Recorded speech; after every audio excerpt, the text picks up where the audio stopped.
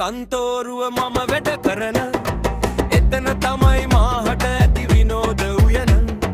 දී ගයමින් නිතරම මා සතුටින් සිටින කන්තෝරුව තමයි මාගේ විනෝද උයන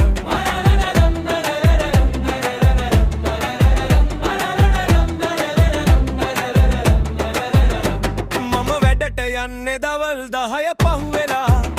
මගේ යාළුවෝ එතමා එන තුරු පුල පුලා අපේ ලොකු මහත්ම එන වෙලාව බල බලා මම ගී ගයනව මිතුරන් හා එක්ු වෙලා මම වැඩ කරනව කියාල කන්තෝරුවේ මගේ මේසෙ ළඟින් ඉඳගෙන මගේ යාළුවේ තේ වෙලාව එන තුරු මගේ පාඩුවේ කටු ගැන ගැන ඉන්නව ඔරලෝසුවේ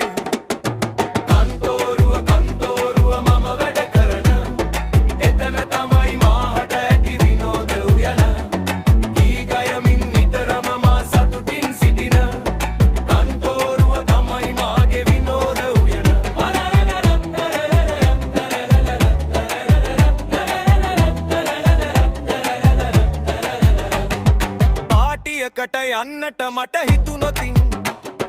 කන්තෝරුව ඇරෙන වෙලාවට කලින් මගේ මිතුරන්ගෙන් ලැබෙන්න උදව්වෙන් මම පැනල ගෙදර යනවනේ ලොක්කට හොරෙන් පැනලා නමුත් මගේ වැඩ හරියට මගේ යාළුවෝ ටික කරලා තියයි නූලට දවසක් අසු වෙන්න ගිහින් ලොක්කට බේරුනේ මම කූරුවේ ලොකු පිනකට දින හැර අනිත් දවස් බල බල